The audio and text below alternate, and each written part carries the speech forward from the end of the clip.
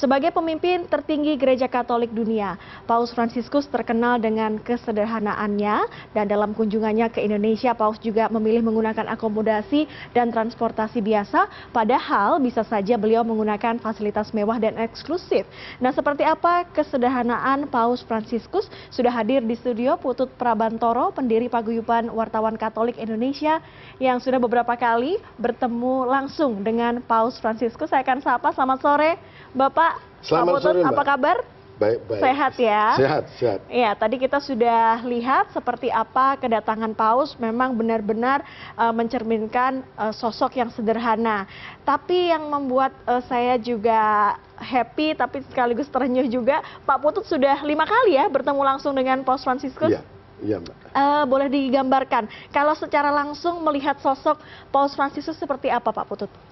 Ada berbagai macam aura yang saya rasakan. Pertama sama yang kelima berbeda, tetapi tetap mempesona. Dan sangat mempesona itu tidak pernah hilang. Sama dari yang pertama sampai yang kelima. Sehingga saya bisa belajar bagaimana kita berbagi.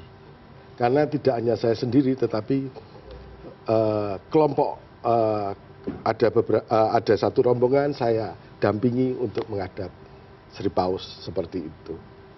Dan kalau soal kesederhanaannya, saya kira ada satu hal yang sangat intim dalam tanda kutip. Sama sekali tidak ada aroma apapun kita ketemu, baik yang pertama kali sama yang kelima, sama. Itu saya sangat peka untuk kaitan dengan seperti itu, sehingga saya mengatakan luar biasa. Karena kita tahulah, berkumpul banyak orang dan segala macam, itu kan pasti ada aktivitas fisik yang berdampak pada metabolisme tubuh seperti itu. Tapi beliau tidak ada sama sekali aromanya. Jadi saya bilang, luar biasa ini. Lalu terkait dengan bagaimana kesederhanaan itu ditampakkan, semua disapa, Mbak. Mau yang pejabat tinggi, mau yang tidak pejabat tinggi, mau yang disabilitas, ataupun ibu-ibu, anak-anak kecil, semua disapa. Dan itu lebih nampak ketika beliau masih bisa berjalan, tidak menggunakan kursi roda. Nah, itu kelihatan sekali. Karena dia akan gendong anak kecil, dan biasanya kalau di audiensi umum, Paus itu akan memegang anak kecil itu. Nah, dalam seperti itu lalu gegap gempita, sorak-sorai, kebanggaan karena bisa berfoto dengan Paus, lalu bisa berselfie dengan Paus, itu menjadi kekayaan bagi mereka yang bertemu dengan Paus secara pribadi. 5 kali ya bertemu? Iya. Tahun berapa saja itu, Pak Putut? Yang pertama kali tahun 2015. Yang kedua kali tahun 2019, yang ketiga kali itu bulan Juni 2022, lalu yang keempat bulan November 2022, lalu kemarin Agustus. Baru ya? Agustus ya, 21 Agustus kemarin. Pak Putut, Paus Fransiskus ini kan dikenal sebagai the smiling Pope ya. Paus yang selalu tersenyum menyapa umatnya. Saat itu Pak Putut sendiri apa yang dirasakan ketika pertama kali bertemu? Seperti apa yang ada dalam pikiran Pak Putut saat itu? Pertama kali ya, waktu bertemu pertama kali. Bagi saya, pertemuan dengan Paus itu suatu anugerah yang luar biasa. Dan saya berpikir pertama kali dan terakhir, saya tidak tahu kedepannya seperti apa. Sehingga ketika bertemu, ya pasti bangga lah. Saya ajak untuk berselfie, pakai tongsis. Beliau ngangguk, oh ya sudah. Pada waktu itu, saya merupakan bagian dari rombongan peserta konferensi Nostra Aetate. 50 tahun Nostra Aetate, dokumen Nostra Aetate. Kemudian menjadi pembicaraan bagi para peserta karena saya agak lama menyita waktu mereka seperti karena itu. Karena foto-foto selfie ya? Iya, tapi akhirnya memang Pausnya juga bahagia, senyum dan segala macam. Dan itu bisa nampak dari foto-fotonya seperti itu.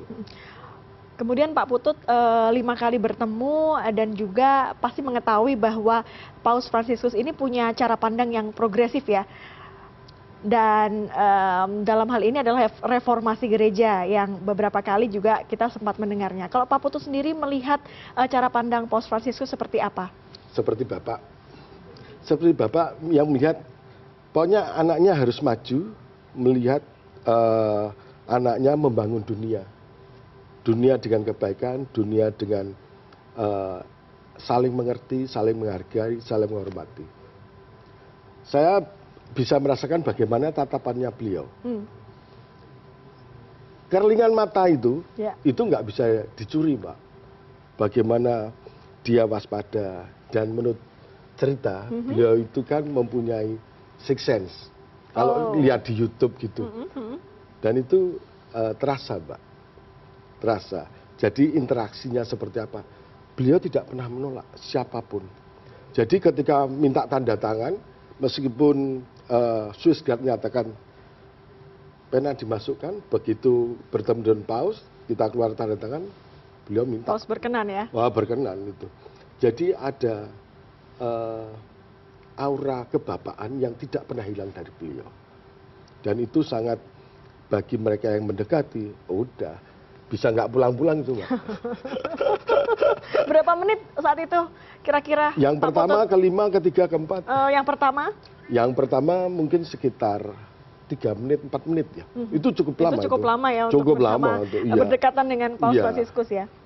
Jadi, dan selalu dalam pertemuan itu ada sesuatu yang tidak terduga. Apa itu, Pak? Tidak terduga, kan kita tidak bisa menduga pausnya lewat sana atau lewat situ, ya kan?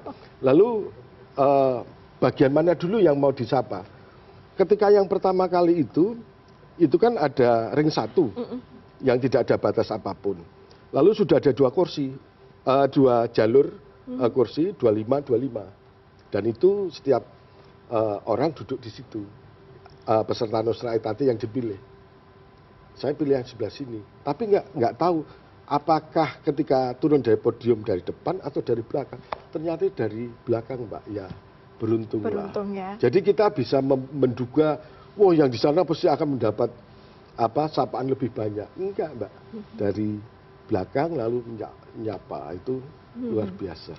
Dan sekarang Paus Fransiskus sudah hadir di Indonesia, rencananya lusa akan menemui umat, ada total 90.000 umat, dan tadi kita lihat kesederhanaannya, keluar dari pesawat menggunakan mobil yang tidak mewah, begitu duduk di depan.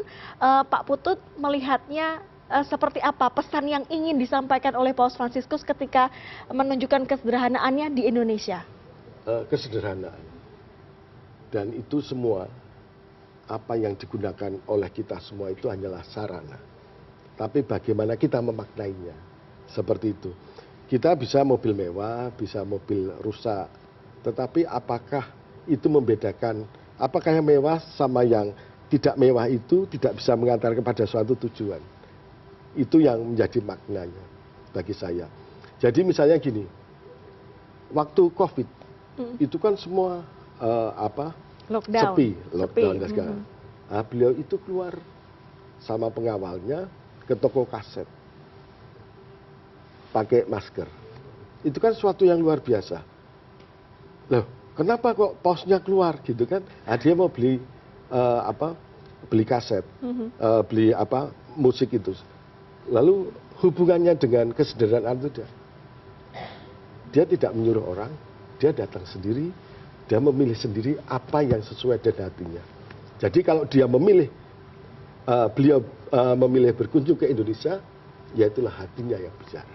Hati yang bicara. Hati bicara. Jadi kalau milih mobil yang sederhana, bukan gaya-gayaan, itulah hatinya. Itulah hatinya. Iya. Baik Pak Putut, terima kasih banyak sudah memberikan kita penjelasan bagaimana kesan Pak Putut ketika bertemu bahkan sampai 5 kali dengan Paus Fransiskus yang terakhir kemarin 21 Agustus. Semoga kedatangan Sri Paus di Indonesia ini bisa memberikan dampak yang positif bagi masyarakat luas ya Pak Putut. Terima kasih Pak Putut yang sudah bergabung bersama kami, pendiri Paguyuban Wartawan Katolik Indonesia.